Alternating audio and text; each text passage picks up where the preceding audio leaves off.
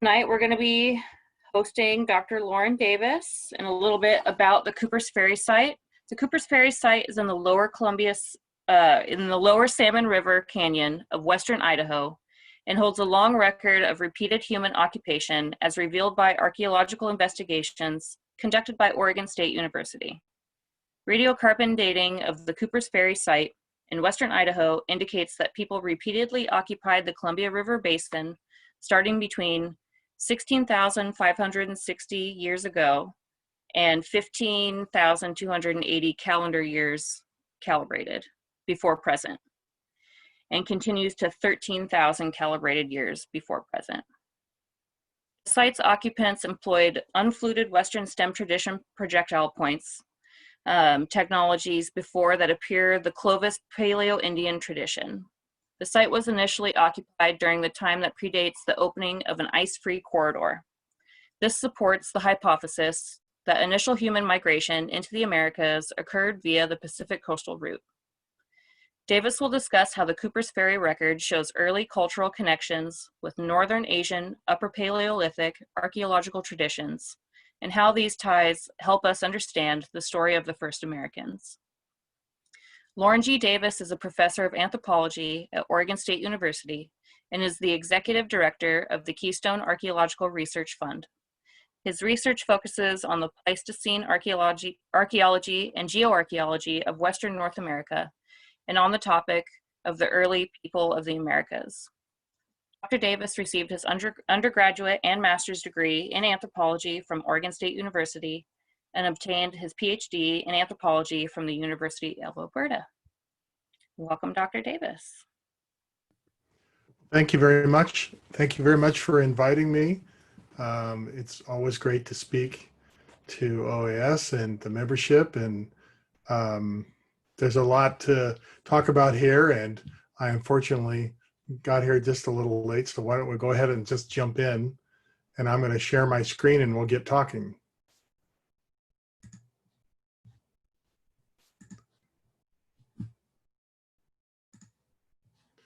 Okay. Let's make sure that goes. Okay.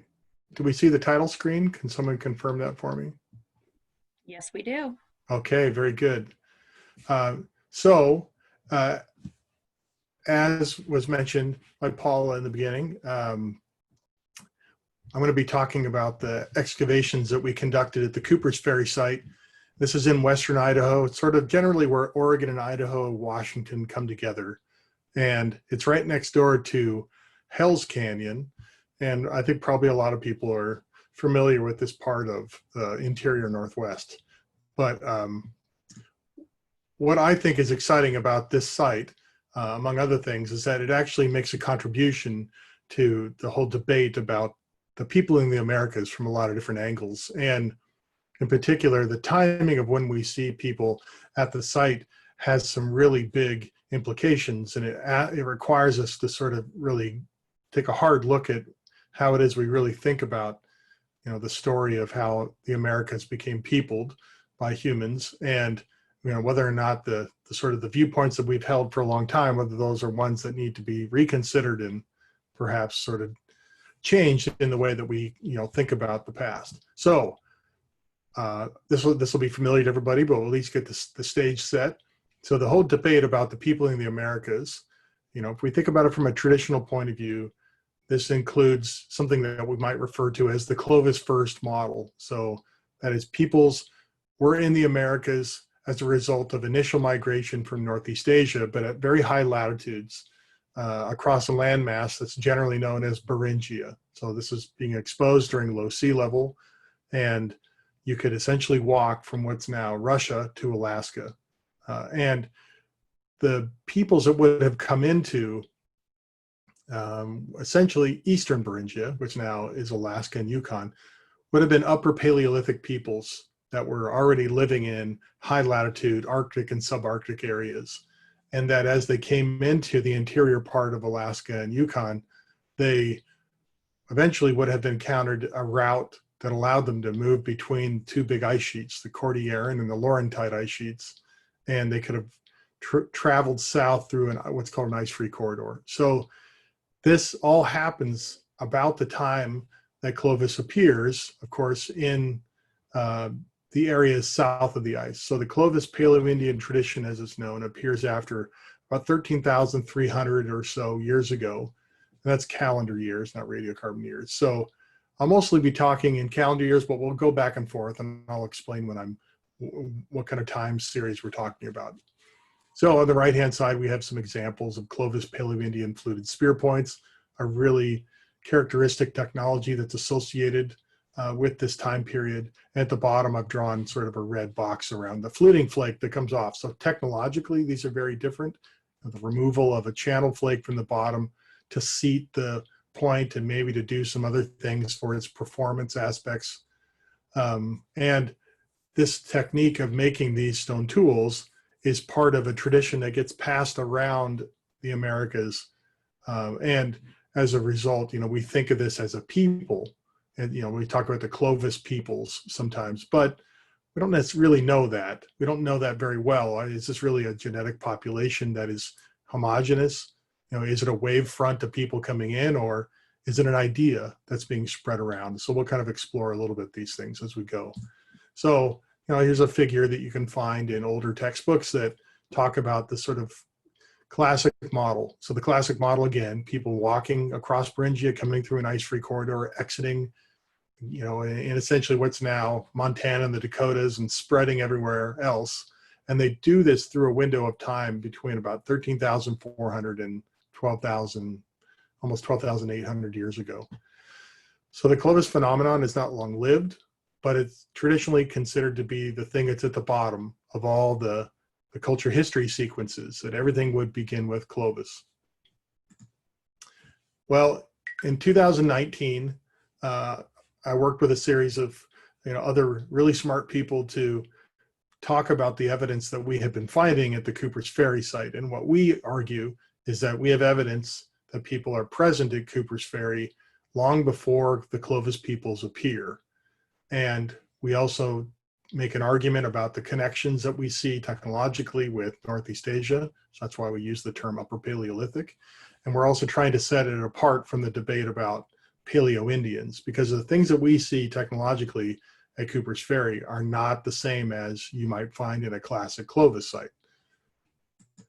So here is a shot of the lower Salmon River Canyon. This is a photo I took a long time ago when I first started to work there in this region. I worked for the Bureau of Land Management as a summer student, and I learned a lot of things about this part of the world. I really sort of fell in love with the archaeology and the geology, and I wanted to, see if I couldn't make a study of something here. So I decided to work at the Coopersbury site, which you can see is at the mouth of this tributary canyon where the orange dot is at. And this is a place where B. Robert Butler, an archaeologist from Idaho, had worked in the 1960s, and he had published a couple things about the things he found there. But notably, one of the major discoveries he had was that there were stemmed projectile points. That is, they have the outline shape of sort of like a Christmas tree a little bit. And these were in a stratified or layered sequence. So there was a whole series of events of people returning to the site and bringing this technology with them. So I wanted to learn more about this. So as a doctoral student, I directed a test excavation here. We excavated a 2 meter by 2 meter pit, and we found the things that B. Robert Butler talked about. And we also found datable samples. So it took us a while to sort of sort out the timing aspect, and that's the 2019 publication is sort of the culmination of a long time of working there. So I started working here in 1997. In 2019, we finally had enough information to publish the thing that we'll talk about tonight. Okay, so I directed excavations at the Coopersbury site from 1997 to, and then there was a gap, 2009 to 2018. So 11 years of field schools. So we had students come from all over the US and Canada to come and work with us and learn how to do field archaeology and contribute their time and energy to helping us figure these things out about the past. And so it's been a really great, rewarding experience working with students. And a lot of these students have gone on and are now professional archaeologists working in the field. So it's really a great program to do this. Here's a a shot you can find on Google Earth if you know where to look, and it's an aerial image of our excavation. So we'll talk tonight about two different areas, operational areas we have. Area A to the west, and it's the one that has the earlier site components, and then Area B. But there's amazing things in Area B too that we'll talk about. But as you can see, these are large excavation blocks of contiguous units next to each other. And the reason we did that is because we had to go kind of deep, and to keep things safe, we had to start wide and keep getting more narrow as we went down. So here's a shot of the work being done in Area B. So you can see we had to remove quite a bit of material from the top. The Bureau of Land Management had brought in a tremendous amount of riprap fill material to discourage people from digging there, and boy, was that effective. So that's a pretty brutal deposit to dig through. And we worked with an archaeologist named David Sisson, who is the district archaeologist in the northern part of Idaho. And he was the one who directed this material to be brought in. So we refer to it as the Sisson Formation. So anyway, we use machines and we have it strip off this stuff. It's, you know, generally from the 1980s. And we get down onto deposits below here, around here, that are more intact. We found a trench, relocated the trench that B. Robert Butler had dug here in the 60s. We opened that up sort of through the middle of here, and we were able to do the archaeology of archaeologists, and found, you know, we could find evidence of their sort of subsistence practices. We could figure out what they were eating, the archaeologists that is. So we concluded that they had a steady diet of beer, whiskey, chicken, and pudding, as far as we could tell. So here the students are working on taking apart some intact deposits that have quite an early amount of material here. This is a shot of Area A. It's on the west side. So it's a little more narrow than Area B, but we didn't go as deep. But as you can see, we break the site up into these continuous squares and take it apart very carefully. Not a lot of rocks in here other than artifacts, a lot of fine sediments. And then here's a profile showing our stratigraphic sequence of Area A. So we have the fill deposit on the top. Some of this is the Sisson Formation, and some of it's a little before that.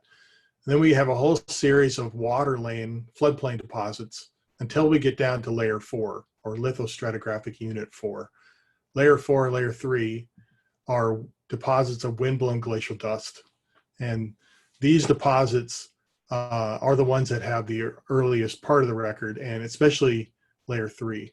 And there's a soil, you can sort of see it here in profile. It's a little bit more of a rosy color and has a white component to it. So this is the surface of an ancient soil that developed into the loess that had accumulated at the site. So this is referred to as the Rock Creek Paleosol. And we see this in different parts of the canyon. It consistently dates to the late Pleistocene period.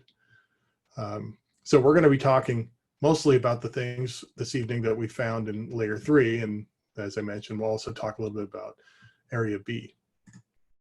So our excavation approach and method that we employed through the site was to use, generally the largest tool we could to maximize our data recovery, but that tended to be mostly excavating with trowels.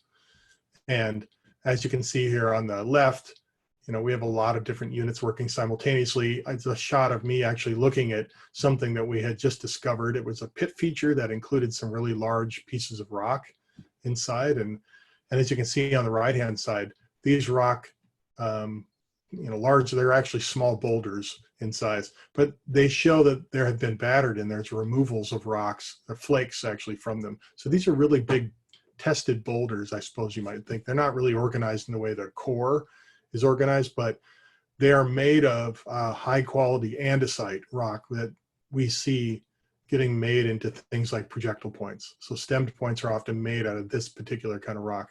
And it only occurs in a very specific part of the canyon, and usually toward the top. So I think what happened was someone showed up at the site in the past, and they, in the stream bed or at the base of the canyon slope, they found these big blocks of really nice toolstone. They picked them up, brought them to the site, and cached them, sort of like a warehouse, like cache in the ground.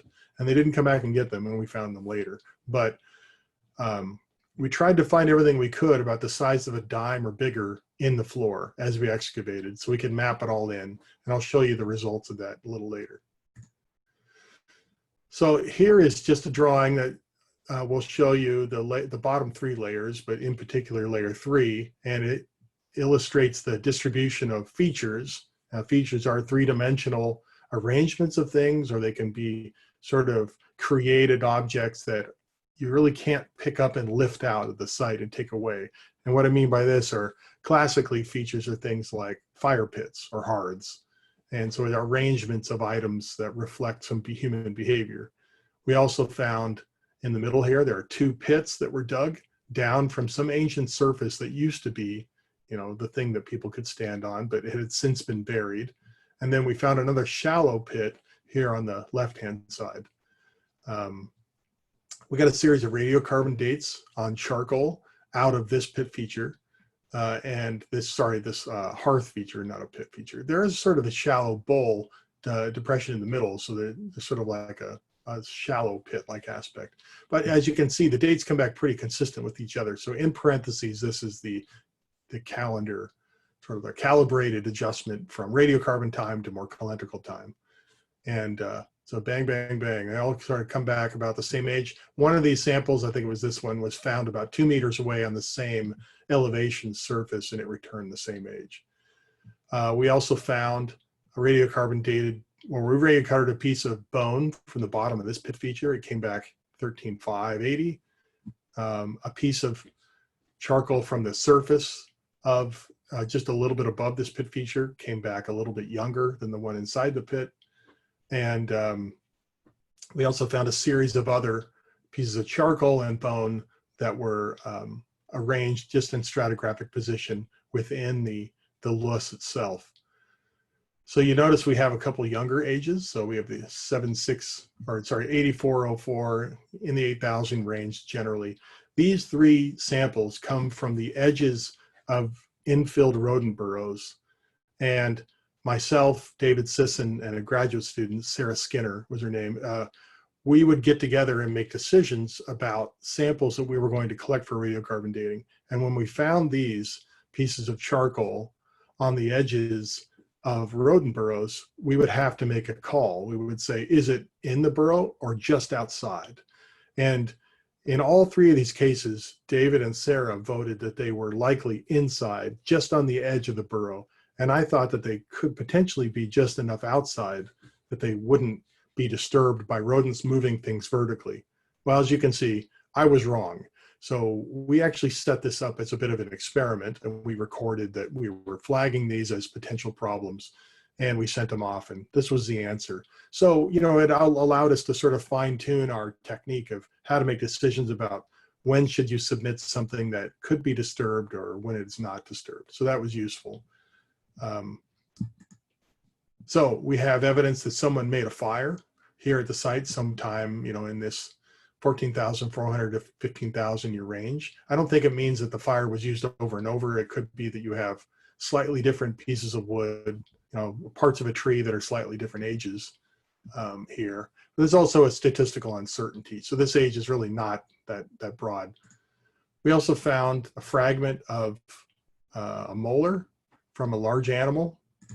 And here's an example of where that piece goes with. It goes with the cheek part of the molar. And this is from the species of Equus, which you probably know is horse. So we found evidence of the tooth of a horse, and we also found some large chunks of bone that were in that same feature where the horse tooth was found, and we found them also distributed at the same elevation. So we think these big chunks of bone, even though they're not that identifiable based on their shape because they've been degraded, having been in outdoors in an open site, but they're large enough that we think they could possibly be from the same horse. So we think that people may have butchered a horse here and consumed it potentially. So if we add in more information here in this diagram, I've added in a bunch of little symbols, and also you notice 1, 2, 3 more pit features. So why I break it up like this is because these 3 pit features originate from or a little above the surface of layer 3. So pit feature A2, we know for sure originates right at the surface of layer 3. Features 134 and 135, it's a little difficult for us to discern the very top of these.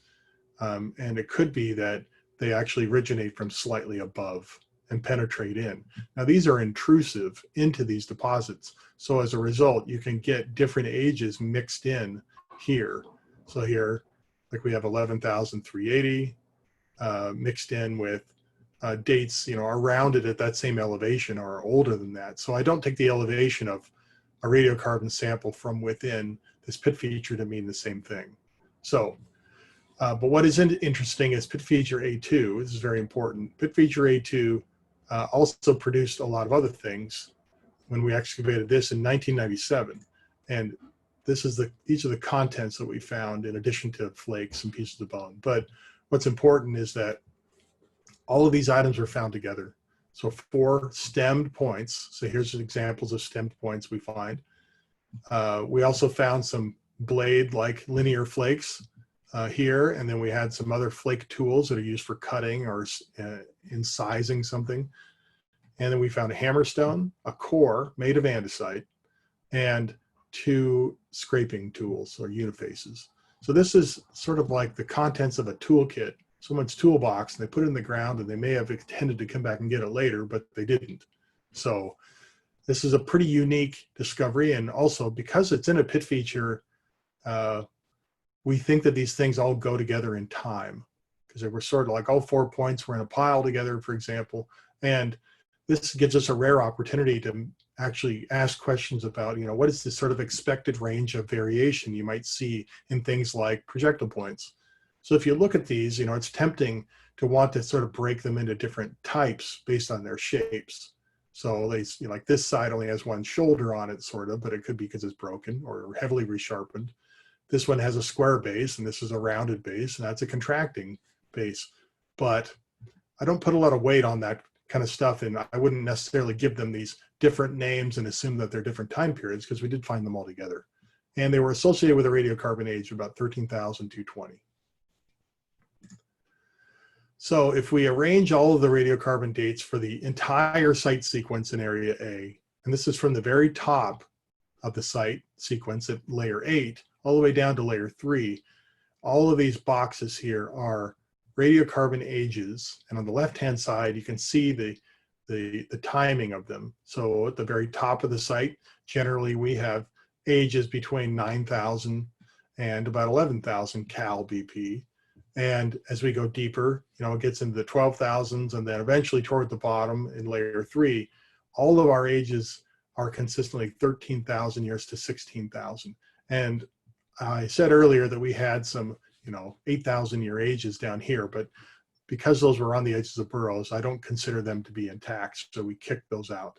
But all the ones that we did find here, including, we have a huge batch of them from layer 6. We have 84 radiocarbon dates that all cluster in this tight time period. So if I can do what's called a regression analysis, I can talk about the relationship between depth and time. And we have really good agreement. That is, as you go deeper, the radiocarbon dates consistently get older. Now, yes, there's a few that sort of jump out here and there, but that doesn't matter. It doesn't drive this so significantly away from this good agreement.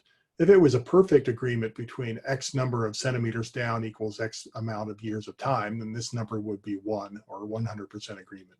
So that's a really, really significant agreement for depth and time. Okay, so here are the formed artifacts, sort of the special pieces that we found down in layer 3.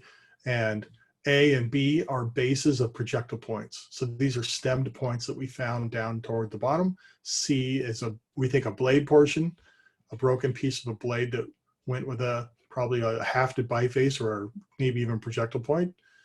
And then we have some flake tools, some simple bifacial tools, and we also have some linear, it's sort of an unusual blade, but it is sort of long with a central crest, and it was used for probably cutting on the edges. So we have some other tools here as well.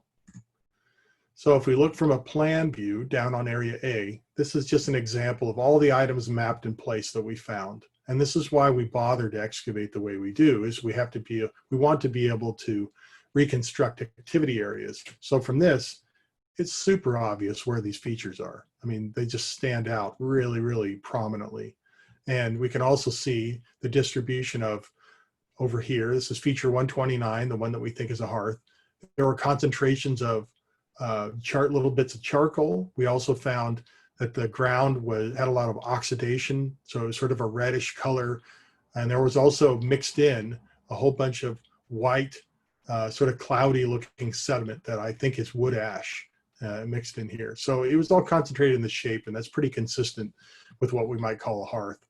And even later in time, you excavate a site in the Salmon River Canyon that's 1,000 years old, and hearths sometimes look like this. Okay. So this is another way to show the record from the site. And what I'm going to show you here is just simply the frequencies of items with depth. So this is it's higher up in elevation. This gets deeper as we go down the profile. And so what we have here are artifacts, or sort of the dark gray. The light gray are remains of animal remains, faunal remains, and then black is the number of pieces of charcoal we mapped in place. And what's interesting is the peak in terms of the distribution of items is not at the surface. It actually, you have to go deeper into layer 3 to find the sort of the peak of what might consider to be intensive occupation in the area that we sampled. Remember, we didn't dig up the whole site, so this is only based on what we saw in area A. Here's the stacked radiocarbon ages as they occur in their age ranges associated with these sort of depth intervals. And these are all the features. So you can see there's a repeated series of occupations that go from older time to younger time. We didn't find any features below the elevation of about 411.60. That's sort of where our features stop. But we did find items that we mapped in place, and that is debitage, or flakes from stone tool production. We found pieces of stone tools. We also found bone fragments and charcoal distributed throughout this range.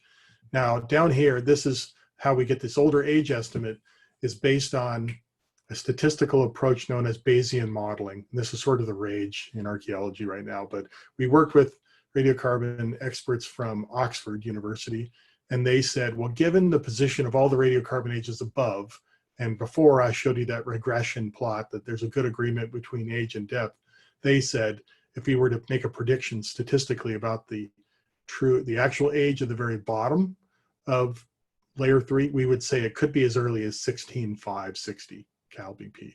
So we may run some more samples through here eventually to sort of flesh this all out, but we feel pretty confident about that we're probably looking at people arriving at the Coopersbury site at least and using the area we sampled around 16,000 years ago. So that's how we make that argument.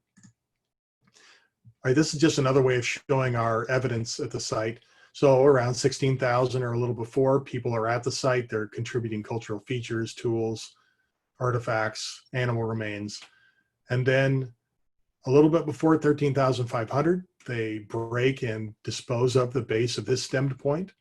And then between 13,500 and 13,000, there's a series of other stemmed points that are discarded. And then this tradition, known as the Western stemmed tradition of making projectile points, continues on in time. So it not only is it beginning here pretty early, but it continues on. To put it in perspective, depending on your perspective on your viewpoint of how old the Clovis Paleo-Indian tradition is, either it's a long or a short chronology, there are people at Cooper's Ferry making stemmed points and disposing of them before Clovis artifacts appear. So that's a pretty important statement to make. All right, so moving on then to area B, we know less about what's happening over here right now. I have a whole bunch of samples that are sitting in the laboratory at Oxford University waiting to get radiocarbon dated to help us figure this side out, but Oxford is sort of leading the charge to working out a vaccine for COVID, so I suppose you could say that's a lot more important perhaps than radiocarbon dating right now. So I'm happy to wait. But here you can see students working on a series of features. So Glenn right here is excavating the contents of a pit feature. You can see the sediments are darker inside this pit feature. Sandra's working on one over here, and there's a rock cairn on the surface of it. And the other students are working on this is Sarah Skinner, the grad student that helped make bets against me for radiocarbon dating. She's working on taking apart the top of a pit feature here as well. And there was another large one here that got excavated. So as we excavate through the site, I always stress to the students that you have to become really intimately familiar with the dirt that you're digging, the dirt that's associated with what you might consider the normal aspect of whatever layer you're in, so that when you see something that's very different, you can begin to ask questions, and your antenna sort of have to start vibrating that, hey, I might be in something unusual here. So as you can see here, we started in this sort of light gray sediment. And as we went down into it, we found the top of this discolored patch of sediment. Well, this is a pit feature. This is what a pit feature looks like as you're looking down on it as you excavate. And then here's another one to the right. So we'll talk about this one on the left first. As the students were excavating this, I was on the other side of the site helping with something else, and they came over and got me and they said, we found a projectile point in that pit feature. They were really excited, and it was a stemmed point. So we came over and I showed them how to record it all correctly. And I said, that's really great, keep on going. So I walked over to the other side of the site again. 10 minutes later, they run over and get me again. And they said, we found another one. I said, wow, that's unusual, but we've seen that before. So we recorded it. I went back to work. Well, this happened over and over and over again over the span of 2 days. And finally, I had to give them a radio so they could just call me and I would come see it. But in the end, they ended up finding all of these points together in this pit feature. So these 14 stemmed points all together. And as I was mentioning before, these points very likely represent a really narrow snapshot in time. They could have been made by the same person, or at least the same group of people that probably shared ideas about how to make this technology. So we're getting to see a sort of an instant in time in archaeology, which is very rare. Now, mostly the archaeological record is pretty averaged over time in terms of what it represents. And to be able to pull out the effort of individuals is a very difficult thing to do. So, but there's a lot of variation. Mostly this stuff is made on cherts or cryptocrystalline silicates, we call them, and they form within the basalts of the Salmon River Canyon. And this is an example of that andesite I was mentioning. It's a really nice material, really pretty easy to work. It's a little harder and more durable than this chert material, but okay. So we kept on going. We excavated pit feature 01. And as we got down to the bottom, we removed the sediments and found that it was a gravel layer underneath. So this is what the pit feature looked like before we really went into the middle of it. But as we did, we mapped all these items in place. So a lot of pieces of debitage, little diamonds. We also found a bunch of other tools, bone and charcoal. And toward the bottom, we found some larger pieces of bone. We also found the stemmed point made of andesite here. But toward the bottom, we also found a lot of large pieces of bone. And here's an example of the bottom of the pit feature. It is a long bone fragment of an animal. This is 10 centimeters for scale, so you can get an idea. We also found a piece of a mandible with a tooth, a large tooth here.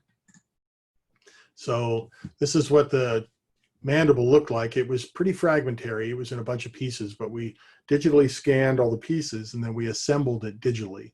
And then I had it printed on a 3D printer so I could walk the more complete example over to OSU's zoology faunal collection, and I could work through their collection to find a match. And this is the animal that we found that was a really good match. And it turns out that it's a Wolverine. So Wolverines, you don't really think about them much in Oregon. They do sometimes show up, pretty rarely, but Wolverines are not uncommon in Idaho today. But, they're kind of special animals. The more when we found these, I got really fascinated, started to read a lot about Wolverines. The Nez Perce have a specific word for Wolverine, and it translates to bearer of snowshoes. And one of the traits of Wolverines that's kind of cool is that they have really big feet, and they're not very heavy. They weigh maybe 50 to 80 pounds, sort of like a large dog. And they can run on the top of snow, of hard-packed snow. And they can chase down very large animals that are, maybe working very hard to get through the snow. And they can, let's say, attack an elk or a deer, for example, at the neck level because they're standing on the snow, and they can take that thing down. So Wolverines also have a tremendous bite, and their back molars pass each other like pruning shears. They don't meet on top and bottom, they pass each other. And so a Wolverine can eat bone. And in fact, it's not uncommon to find that a Wolverine will find a dead animal, like even winter kill. They can smell them through really thick accumulations of snow at the base of avalanches, and they'll burrow down and eat the animal that's in the snow. And they'll eat it from snout to tail, the whole thing, I guess. They'll just sit there for weeks and chew it all down. So we kept excavating in Area B, and we kept finding a series of other pits. So here is an example of a pit feature with a rock cairn on the top of it. And as we removed this, we found that in the pit there were artifacts, but we also found other mandibles. So here's another Wolverine here. As we excavated other pits, we found other ones. Another Wolverine, this one's a little bit more fragmentary. And we found another one. This is the one that Sandra was working on with the rock cairn. So always the mandibles.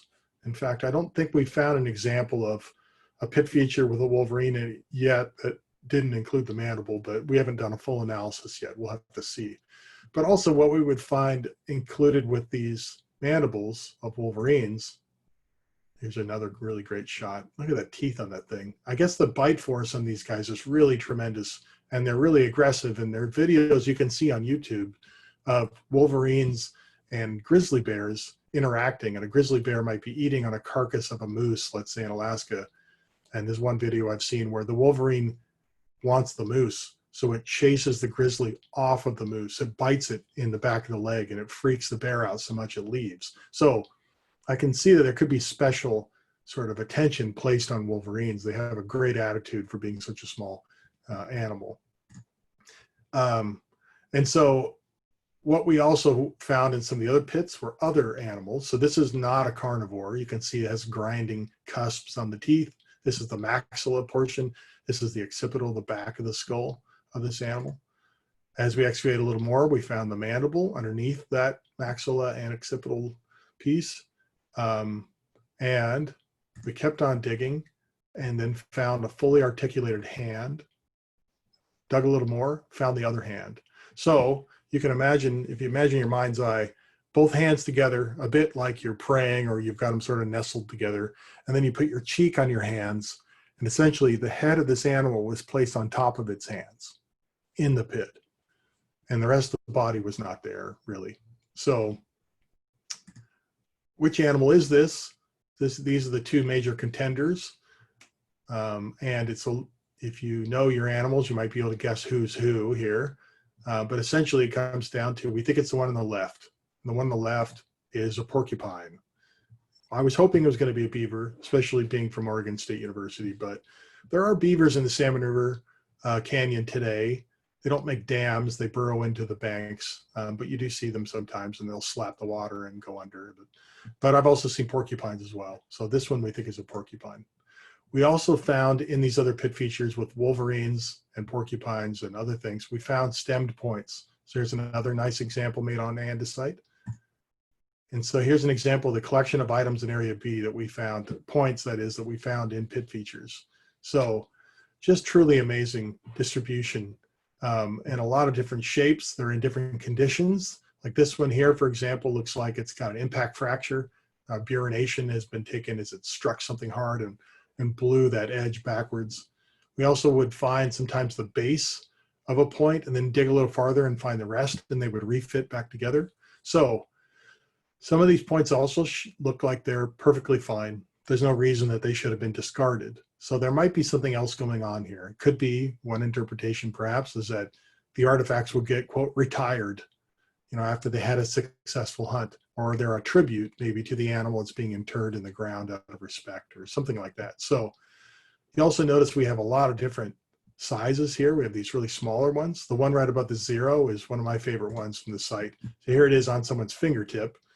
But what's special about this, not only is it made in this really great material, notice Salmon River greenstone, and this occurs as a chert that forms around the Seven Devils formation on the edge of Hills Canyon. And the base shows really high angle flaking and grinding.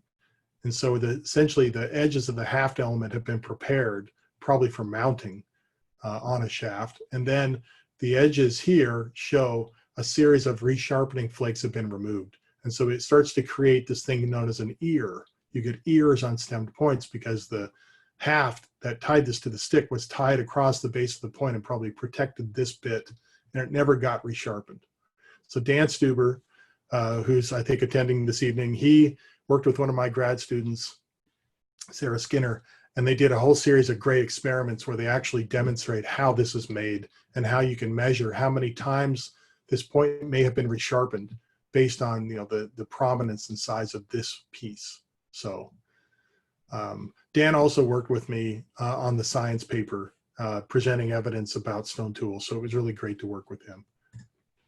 So why Wolverines? What in the world is going on with that? Well, I mentioned earlier that their extent of their habitat extends down into Idaho.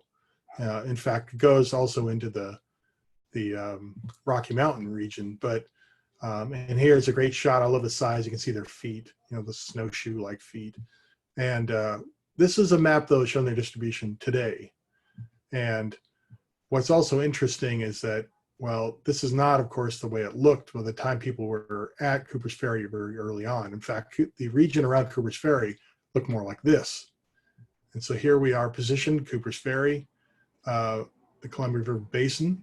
And this is the extent of the Cordilleran ice sheet, really big glacial ice lobe that was present around 16,000 years ago. There were some smaller glacial complexes I could have added in here, and I need to do that. But essentially, Cooper's Ferry is in this sort of cul-de-sac of near glacial ice, near the extent of mega floods. So the glacial Lake Missoula, glacial Lake Columbia, and the Missoula floods all extended down here through the upper and mid Columbia and lower Columbia. Cooper's Ferry is located higher up in elevation than the extents of these mega floods. So we don't get any effect from that, which is good. And it could be part of the reason why we don't find really early occupation like Cooper's Ferry down in the lower part of the Columbia River drainage. Because as people were at Cooper's Ferry, these floods were raging through the Columbia, and it would have very much affected the archaeological record. So that's a bit of a problem. All right, so what does this all mean? And we can consider where we started. So we have these original ideas about, that perhaps people walked from what's now Siberia through Beringia across the land bridge into interior part of Alaska, Yukon, through the ice-free corridor and south. Or and maybe they came along the coast, but how can we make our minds up about this? Well, Cooper's Ferry helps us decide. So here's sort of the punchline is that the ice-free corridor is open only after 14,800 or later. Now this is, I think, a rather radical interpretation of the data to suggest that it could be open by 14.8. Most people think that it's actually closed until the 13,000s or so. If people are truly at Cooper's Ferry at 16,000 years ago, as our evidence, at least for us, suggests, then the only way you can get people south of the ice is to come around the ice and to move down the coast. And we also know that Oregon, Washington, British Columbia, Alaska had more coastline. So in Oregon, for example, we have 30 plus extra miles of coast to the west. So this is a much different land for the first peoples coming down. But as they did so, the only place they would have found an off-ramp to this route, or as I say, the first left-hand turn south of the ice, is the Columbia. So as they come up the Columbia River, they could penetrate very easily up into these upper reaches. And if you keep walking, eventually you get to Cooper's Ferry. It's as you walk into the Columbia, you go to the Deschutes or the John Day, and you follow those up, and it leads you to the Great Basin. So it's not a very difficult way to get into these parts of the world. And as they do so, they start to encounter things like obsidian flows and other very enticing things that would bring you into this country. And people ask, well, how do you know they did this? Did they have boats? And well, we've never excavated a boat, but one thing to consider is that, the mouth of the Columbia is tremendously large, and it's a huge, wide passage. So to get across the Columbia, you needed a boat, or you had to walk really, really, really, really far up the basin to find a place that you could wade across. So boats are I don't think that's the part that keeps people from coming into the Americas. That's not a big issue for me. Okay, so the connections that we might make with other parts of the world are based on patterns we see in technology. So here's the base of one of these stemmed points, and the drawings that are in here are drawings of artifacts from other sites. And so here, this is our imagined reconstruction of what this could have been like. And here we have said maybe these two pieces, are part of something that could have looked like this. And we found these other later period points, that are not dissimilar to these approaches. These drawings come from what are called Tachikawa type points at the Kamashirotaki site in Hokkaido, the northern island of Japan. And why do we think this is happening? Well, we think that this link between these areas is not unreasonable because, well, one, the way that people take the rocks apart to make these style stemmed points is very similar to the way they do it here. That is, they have a very similar kind of design ethic in their mind. They have an idea and a plan. And the way that they actually break the rock and take it apart appears to be very similar. Now, these are pretty first order observations we've made, and we're interested in learning more about the connections that we might be able to see here. And, that isn't the only examples we can point to. There are a lot of other points that occur in upper Paleolithic Japanese sites that are older than the occupation of the stem points at Cooper's Ferry site. So basically, one way to think about it is that the earliest projectile point technologies in the Americas are stemmed points. And you can see that from Cooper's Ferry. You can also see it from sites in Texas, the Galt and Friedkin sites. And the earliest projectile point technologies in Northeast Asia are stemmed points also. So pretty obvious pattern matching we can do. We also know that the genetics of ancient skeletons in the Americas show that there is shared genetic heritage with people from Northeast Asia. What we don't know exactly is the routes and exactly where they come from. It's hard to know that with precision, but we know that it's this neck of the woods, you might say, is where these people are coming from. But what's also interesting is that, skeletons are very hard to find, but artifacts are not as hard to find. And what we're interested in when we study artifacts and their shape and how they're made, and why I work with guys like Dan Stuber, is because we want to get down to sort of the mental templates and processes that are behind how stone tools are made. So to take a rock, a block of good stuff, and another rock and make it into something like this requires you go through a whole bunch of steps just so. And you have to make it, your end product to be consistent. You have to follow a plan that is learned and communicated from other people.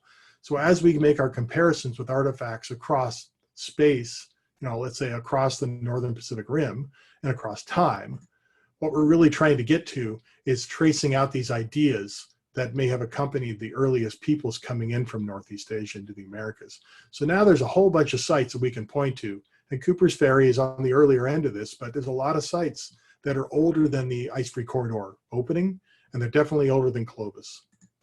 So to wrap this up, key points are native peoples of the Americas, shared genetic heritage with people in Northeast Asia. Archaeological excavations reveal repeated events of human occupation during this time period of around 1605, let's say, to 13,200 and later. But this is just the early layer at the bottom, layer 3. There's evidence that people may have hunted horses at the site, and that's not so crazy. There are fossil horses from other parts of the Americas, and we definitely found evidence of this in that molar that we discovered. Stemmed projectile points at Cooper's Ferry are older than Clovis fluted point technology. I mean, that is not a hypothetical statement. That is something that's easy to show with the data we have. And the site also shows that humans were south of continental ice sheets before the opening of the ice-free corridor. As I mentioned, 14.8 is very generous. We just use that number, not because we believe it so much, but because we sort of were able to pull the fangs out of the argument by saying, not only are we willing to accept your earliest, maybe radical number, but it doesn't matter. There's still people at Cooper's Ferry before this time. And we conclude then that humans migrated to the Americas via a Pacific coastal route. That seems to be the only way that we can explain people south of the ice sheets, especially with this genetic connection you see between Northeast Asia. So there's really no genetic evidence that suggests people came from another place, that is Polynesia or across the Atlantic. And I mean, if that happened, there's no genetic evidence of that at all. And to find more of this evidence, we have to figure out where, what we say is DORA, dirt of the right age. So we need to figure out where these layers that maybe weren't affected by things like megafloods, where are these at? Where do they exist in modern landscapes? And we have to target them. And Cooper's Ferry is very deeply buried. And in the 1930s, road construction removed something like maybe 6 meters of extra sediment. So we probably would have had to dig through about 9 to 10 meters to get to the record we found now, if the road hadn't been constructed. So that's sort of a non-starter, in most of the cases. So there's some serendipity here, but also too, we just got to figure out where the dirt of the right age exists to find more evidence. So I want to point out that I worked very closely with archaeology branch of the Bureau of Land Management. So David Sisson, I want to thank him a lot, and also Kirk Halford out of Boise. And these people helped me, get this work done. We couldn't have done it with our partners, the Bureau of Land Management. Also, I want to give thanks to the Nez Perce tribe. They've been very supportive of the work we've done, and it's been nice collaborating with them, on the opportunities we have at the site. I received money from a lot of different sources to do this work, and I couldn't have gotten it done without the OSU Archaeology Field School students, staff, and my colleagues working together. So a lot of people to thank. So thank you very much.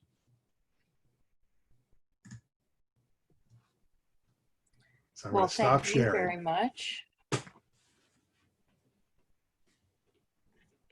Yes, thank you very much. So we had a couple comments come in. One you actually ended up addressing in one of your slides, but I'll still cover it. And it is about the Missoula floods. And they were asking, is it likely that the early Columbia River sites were eliminated by one or more of the Missoula floods? Yeah, I think that's likely, especially if you try to push it back to, older than, in the Clovis age range and older, there's a good chance those are either wiped out or they're buried under tremendous amounts of gravel and things like this. So yeah, it's tough. That would be hard to find them. And our other question was, since you hypothesize that they come along the coast, has there been any finds of marine technology or hints at other sites nearby, especially considering the points matched Japanese ones from your drawings?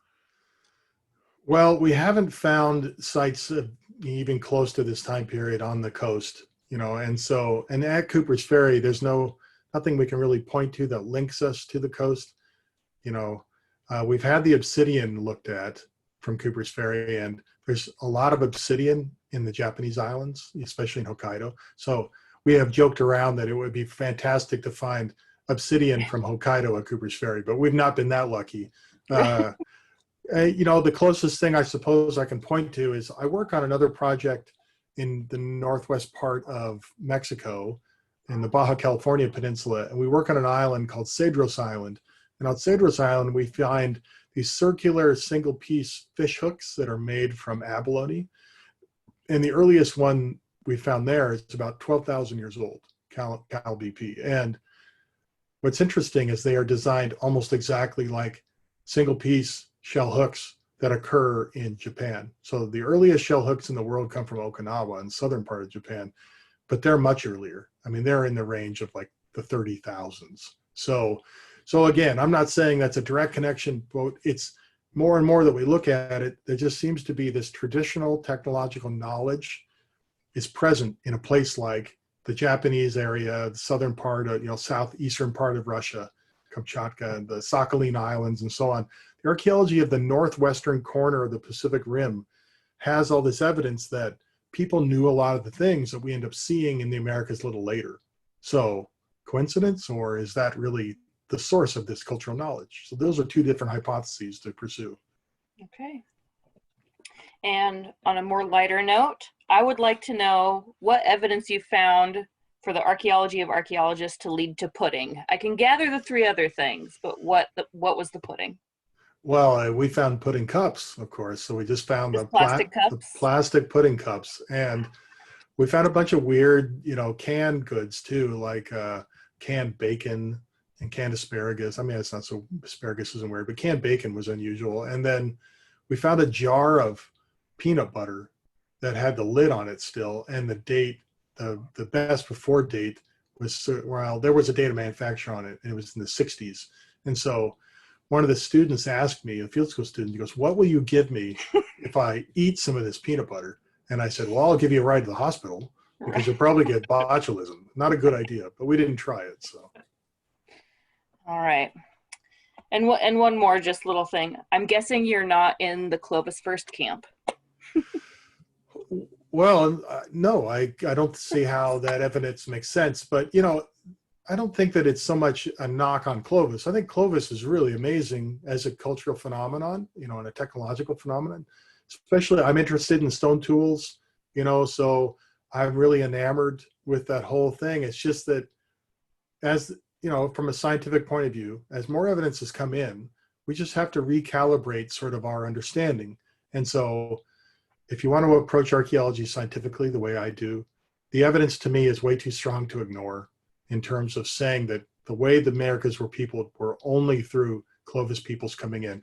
To put it in perspective another way, the model that we talk about traditionally, that Clovis peoples may have come in from the north and made their way south.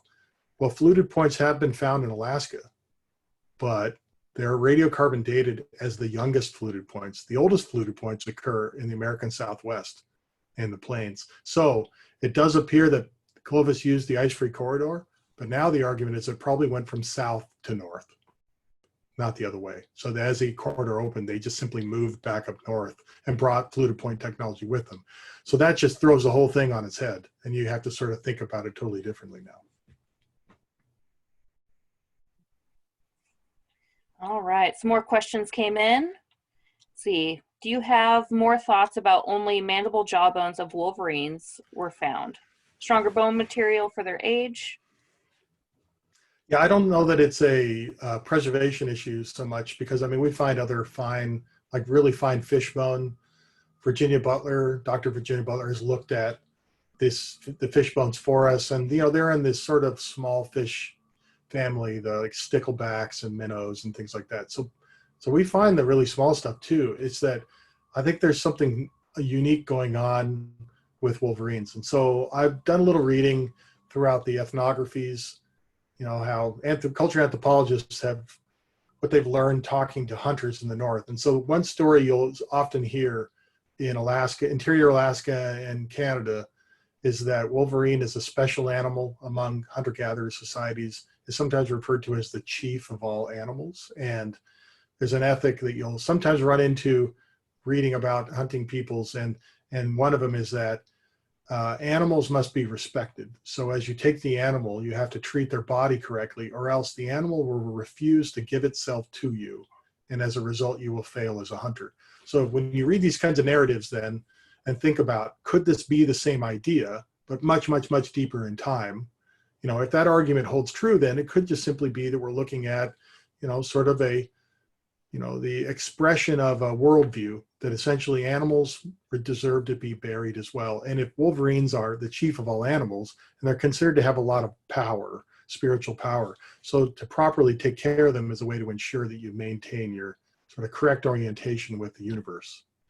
So that's stuff that gets very interpretive, of course. No one excavates a code of ethics unless it's written down. So we have to sort of infer this stuff. And as I always tell students, archaeology is about argument. So you just have to look at the facts. And I see here perhaps a sacred offering. Maybe that's one way to interpret it. I have talked to archaeologists at the Nez Perce tribe about this, and some of the tribal members. And one of the comments you'll hear back is that, well, it's not inconsistent, with the way even today people of the Nez Perce tribe think about that animals, have a right to be disposed of properly. So that could be just simply that. I also was told that, well, also animal remains stink and they need to be buried, so that was another one I heard from the tribe. Okay. What is next for your work at Coopersbury? Well, we are not planning to do any more excavations there for now. We've taken a good sized sample of the site, and it's a destructive process. We have a lot of things to work on still to understand what we've discovered. And so I'm working with other people to do our analysis and write up the results and figure out exactly sort of what it is that we found. I mentioned that the radiocarbon dates are sort of forthcoming, and The deposits we have in the bottom of Area B look very similar to the bottom deposits at Area A. So it could be that we've actually found the same record again very early, and we may even found an more earlier evidence, you know, like one of these pit features that has a Wolverine in it may very well be pre-Clovis. So who knows? I mean, everything is sort of up in the air right now. You know, there are other places in the Salmon River Canyon that we might look, you know, to find other examples of this site, you know, and to really sort of, I think, drive home the fact that this is a pattern that is real and true, and there's a lot of evidence of it. Is the way to do that is to find other sites. So, you know, the search is on. The BLM wants to preserve as much of the site as possible. And if you go there today, there's actually interpretive signs now that they put at the site that have a lot of the pictures that you've seen tonight are on these interpretive panels, and you can, you know, see it, and we're trying to share with the public as much as we can. And I should also mention, you can look on YouTube. If you just search for Coopersbury site, we have loads of videos on the site, on our YouTube channel that you can watch that show the excavation as it happened. There's a lot of in-depth interviews with students, and I explain a lot of more things. So you can keep on learning more about Coopersbury on the YouTube channel. Okay. All right, let's see.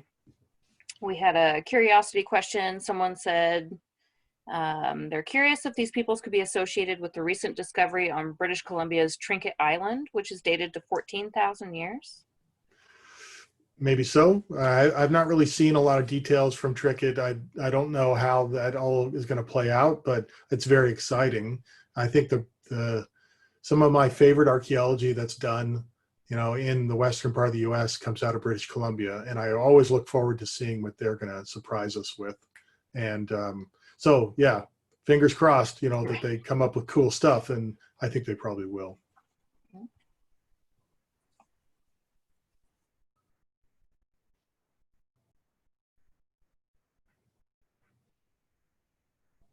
You know, the guy to ask about, you know, the BC stuff too is Dan Stuber. I keep mentioning him, but he works a lot with the people out of University of Victoria.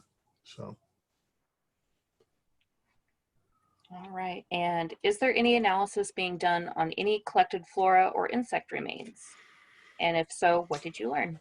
Yeah, so we've submitted some samples with the attempt to get, you know, analyses of plant parts and insect parts. And what we see is that because this is an open site, preservation of small items like that is not good. And so, you know, even that one pit feature I showed you that had the first Wolverine in it that we reconstructed with 3D modeling, you know, that sediment's kind of dark. So I thought that there would be a good shot at finding organic matter in it, but there was nothing. So my next, you know, I'm sort of keeping it open. You know, we'll keep trying, but we just haven't had a lot of luck that way so far. And I think insect remains, that's going to be the same deal. It's just it's not a great kind of preservation. It's just a little too moist, I think, not dry enough to preserve all that stuff. All right. Well, it looks like those are our questions for the evening. I'd like to thank you again for joining us. Thank you for inviting me. All good. Yes, of course. Of course. So everyone, this has been recorded, so it will be available on the YouTube channel, so you can watch it again or re-interact with it. And I hope everyone has a great night. Thanks, everybody. Bye. Bye-bye.